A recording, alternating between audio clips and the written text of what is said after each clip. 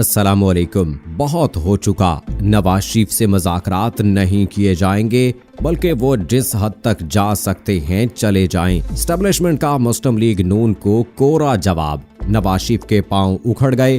पाक फौज और सलामती के इदारों से मुकाबला करना महंगा पड़ गया।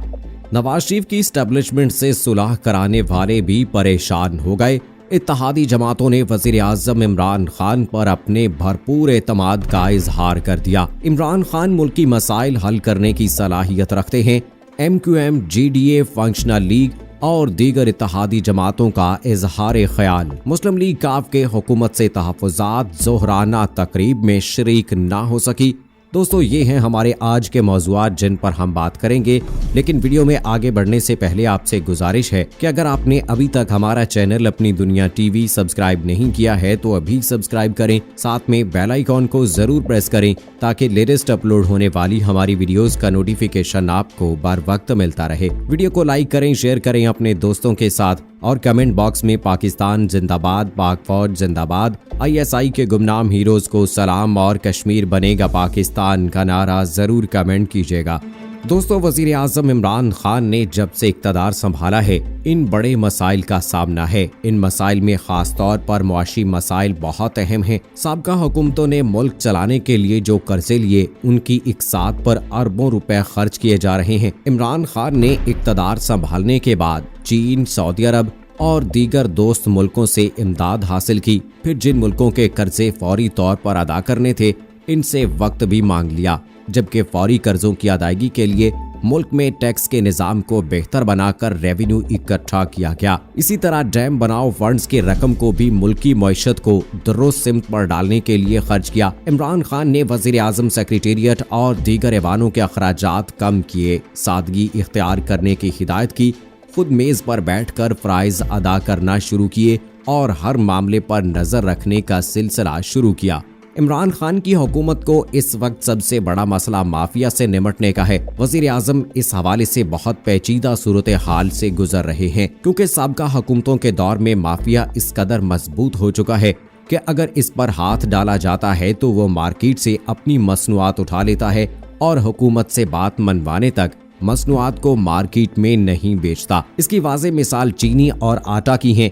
जब हुकूमत इनसे कम रेट करने का कहती है तो वो आटे और चीनी की सप्लाई ही बंद कर देता है, जिसकी वजह से आवाम को शदीद दुश्वारी का सामना करना पड़ता है। इसी तरह पेट्रोल डिवीजन के हवाले से भी इसी तरह की सूरत हाल सामने आई है। अद्वियात की कीमतों के हवाले से भी इमरान खान की हुकूमत ने भरपूर कोशिश की, मगर कीमतों में इजाफे के लिए इसको सर झुकाना पड़ा। यहाँ भी माफिया जीत गया। और सबसे अहम बात जखीरा अंदोजी का मसला है। लोग मुख्तलिफ एशिया स्टॉक कर लेते हैं और मार्केट में इसकी किल्लत की वजह से कीमतें बढ़ाकर आवाम पर एक और बोझ डाल दिया जाता है। वजीर आज़म इमरान खान की हुकूमत इस मसले से भी निपटने की भरपूर कोशिश कर रही है, ताहम सियासी अदम इस्तेहकाम और बिला इम्तियाज एहतसाब की वजह से भी इनको ब्लैकमेल किया जाता है और इन पर उंगली उठाई जाती है। हुकूमत ने हमदर्दी के तौर पर नवाज शरीफ को बैरून मुल्क जाने की इजाजत दी, मगर इसका नतीजा उलट निकला और नवाज शरीफ ने सियासी सूरत हाल को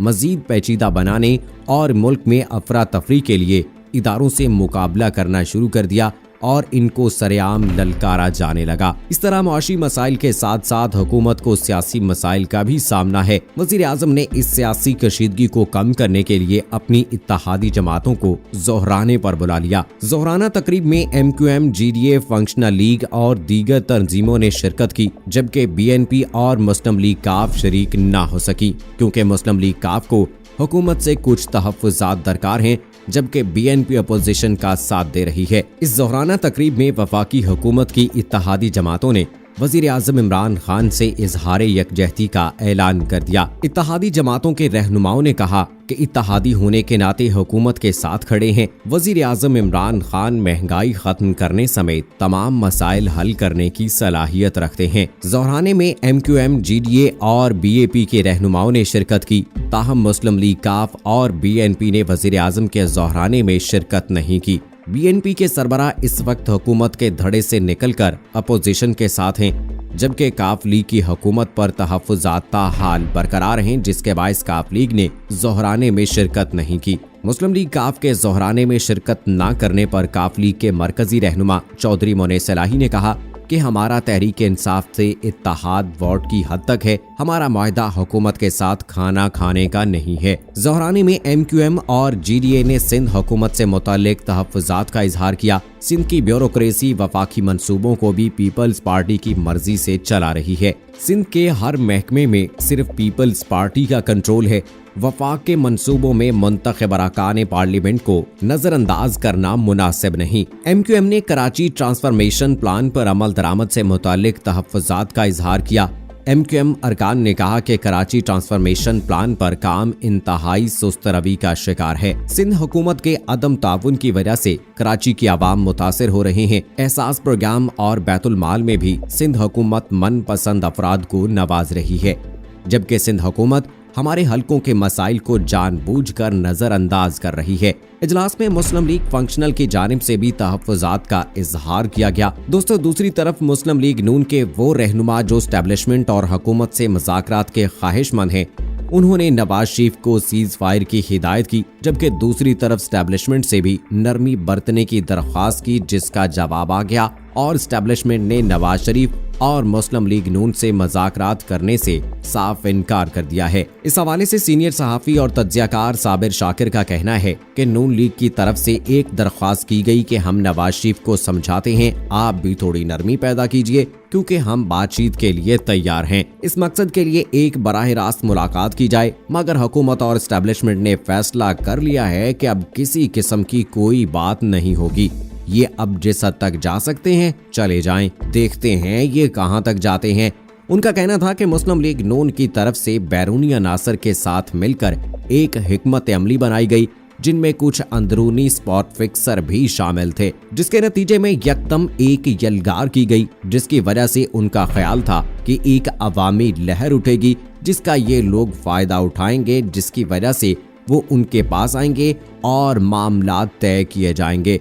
फिर हम अपनी शराइत के तहत इनसे बातचीत करेंगे और अपने लिए रियायतें हासिल करेंगे। मुस्लिम लीग की तरफ से बनाई गई पहली हिकमत अमली नाकाम हो गई, क्योंकि उनके साथ मुज़ाकरात नहीं किए गए, बल्कि इसके नतीजे में रियासत मजीद तगड़ी हो चुकी है।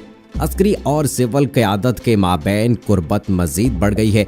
साबिर शाकिर के मुताबिक इसके बाद फिर मुस्लिम लीग नून की तरफ से पैगाम भेजा गया कि हम बातचीत के लिए तैयार हैं।